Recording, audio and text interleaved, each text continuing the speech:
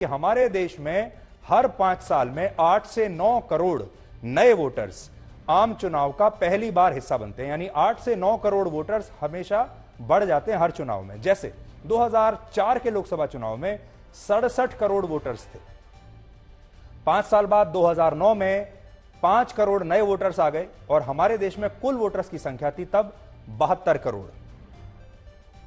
इसके बाद 2009 से 2014 के बीच 11 करोड़ 70 लाख नए वोटर्स आए और फिर संख्या हो गई हमारे देश में 83 करोड़ 40 लाख वोटर्स। ये देखिए यहां। और इसके बाद 2019 में 7 करोड़ 67 लाख नए वोटर्स आए जो युवा वोटर्स हैं और कुल वोटर्स की संख्या हो गई 91 करोड़। ये देखिए, ये हमारी 91 करोड़ जो है संख्या हो गई।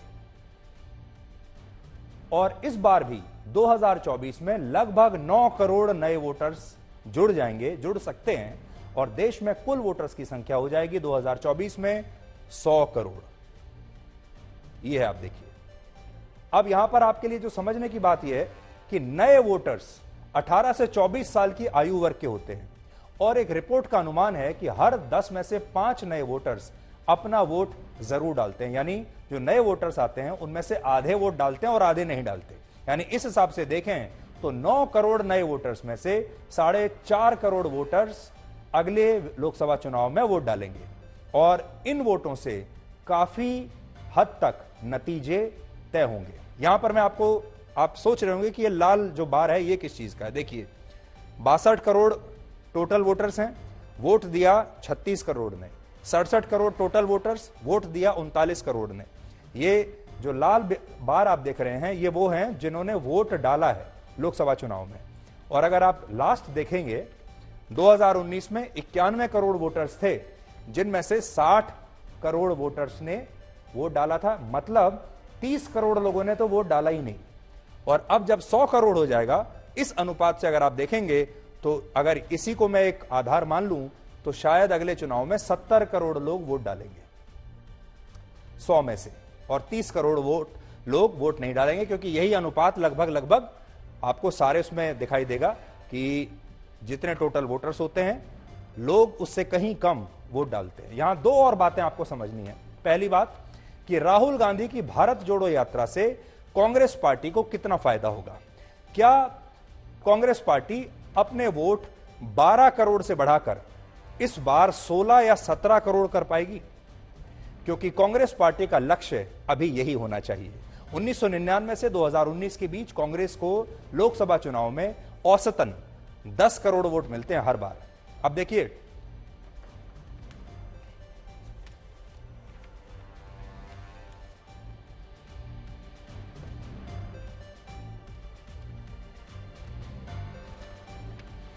लेकिन इस बार उसकी कोशिश यह होगी कि वो वोटों की संख्या 17 करोड़ से 20 करोड़ के बीच ले जाए अगर उसे चुनाव जीतना है तो। लेकिन यह होगा कैसे, यह बड़ा सवाल है।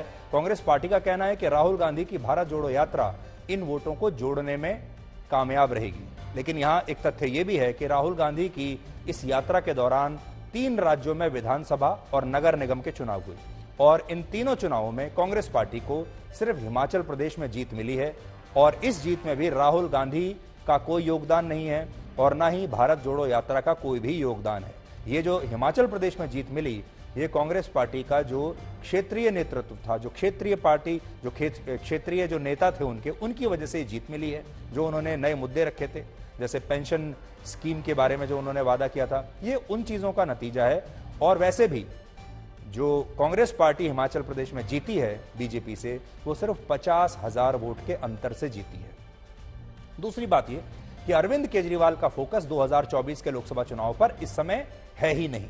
अरविंद केजरीवाल अपना फोकस रखेंगे 2029 के लोकसभा चुनाव पर, क्योंकि वो जानते हैं कि जब तक मोदी हैं तब तक अरविंद केजरीवाल का नंबर नहीं लगने वाला। 2029 तक वो सिर्फ अपने आप को मजबूत करेंगे, तैयारी करते रहेंगे और फिर 2029 तक अपने आप को एक बड़ी राष्ट्रीय पार्टी बनाने की कोशिश करेंगे। और उनकी पूरी कोशिश ये रहेगी कि वो राहुल गांधी की कांग्रेस पार्टी के ज्यादा से ज्यादा वोट अपनी तरफ ले लें।